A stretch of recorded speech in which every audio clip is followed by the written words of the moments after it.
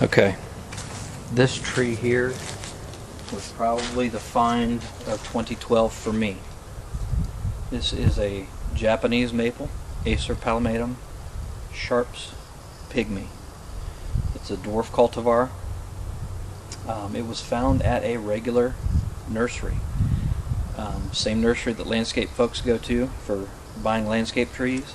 People off the street go to. It was not a specialized bonsai nursery. This was found at just a regular run-of-the-mill nursery. When I saw this thing, my jaw about hit the floor. It is just about a completed bonsai at the moment. It does have its issues, and we're going to be working on this tree today. We're going to be reducing the mass, tightening it in, tightening the foliage in. We're going to be selectively eliminating branches that are not needed or that are crossing or they're not going to be part of the final design of this tree. The great thing about this species is the internodial distance, which is the distance between node to node or branch to branch in bonsai on this tree, is anywhere from about a ½ inch all the way up to maybe a ¼ inch or less at the tip. So this thing has a very dense and compact growth habit, and it is an excellent candidate for bonsai, and that's exactly why I got this tree. It took me 6 months to pay it off. A lot of nurseries that have higher end, high priced trees like this tree was $329 is what they had this thing retailed for. I ended up talking them down a little bit on it, and they were willing to work with me as far as doing a payment plan. I put so much money down every week and or every month until it was paid off. Some nurseries will do that with you, some won't. It's just, luck of the draw, I guess you could say. But this is the one that we're going to be focusing on today. We're going to be working on today. I'm not sure how old it is or how long it's been growing in this box. I am going to be taking it out of this box today. We're going to be doing a root prune, and we're going to be putting it into a 2 foot by 1 foot growing container, just like the rest of my trees are in, for the next 2 to 3 years while we're working on the top of the canopy of this tree, because we're going to be reducing the root mass quite a bit. We're going to need to reduce the canopy quite a bit. Now, I'm not going to make this thing into a skeleton like the other trees that I've done, because the basic outline is already there, and that's one of the reasons I selected this tree. It's already got an established primary branch. It's got a secondary branch. Although the secondary branch is larger than the primary branch, you got to use what you're given.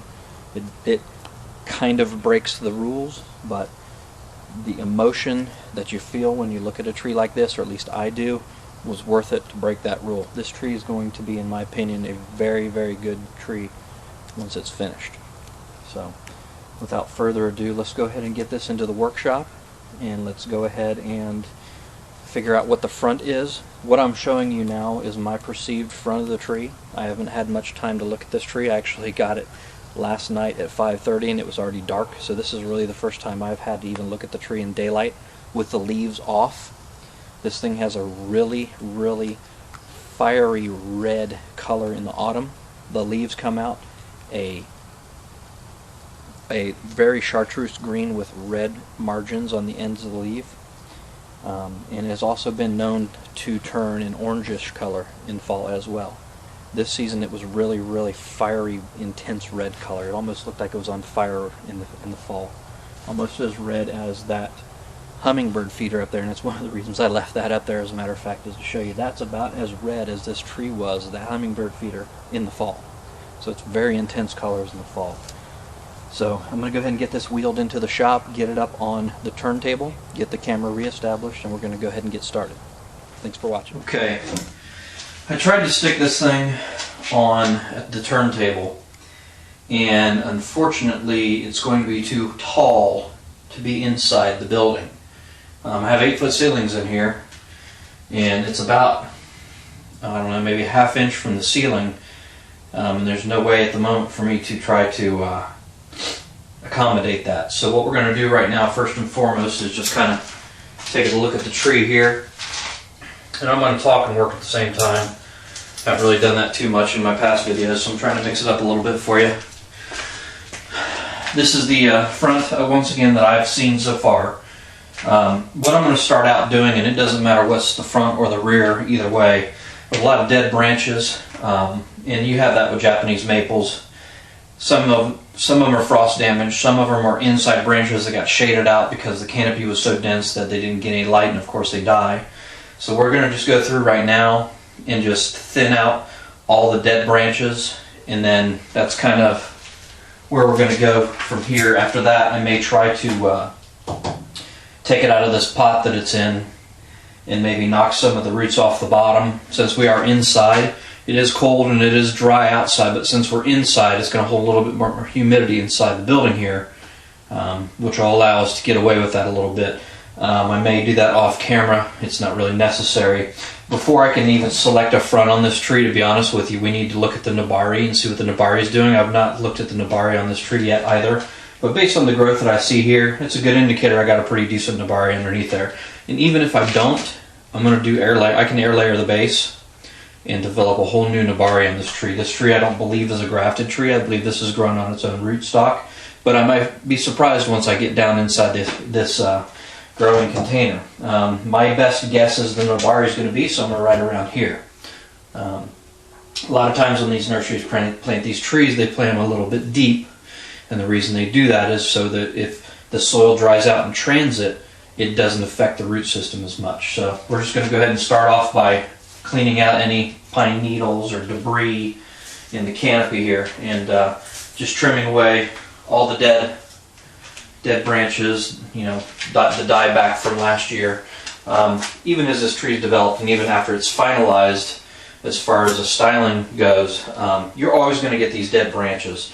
It's just part of having a bonsai. Some of them will snap off, some of them you're going to have to get in here with some scissors and cut off. Not a big deal. The scissors I'm using, if you remember my bonsai video, the tools that I've showed, these are the scissors that I'm choosing to do this with. The reason I'm using these two scissors as opposed to the other set that I have is these are the long skinny ones, so I can get down and inside the canopy a little bit better. I'm not fighting it as much.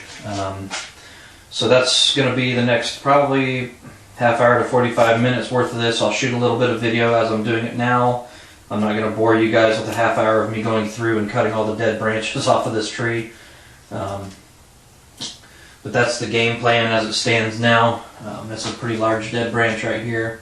Take that all the way off. Here's another one here as well. When you're doing this, you got to kind of be careful. I always like to work from the bottom to the top. You know, develop your own technique on that. This is what works for me. It may work for you, and then again it may not. That's just kind of how I do things when I work on these trees. Is I always start at the bottom and then work my way up. It's pretty important when you're wiring a tree to do that, because obviously you don't want to start from the top to the bottom, because 9 times out of 10 when you're wiring a tree, you're bringing everything down. You don't want to have any interference while you're doing that.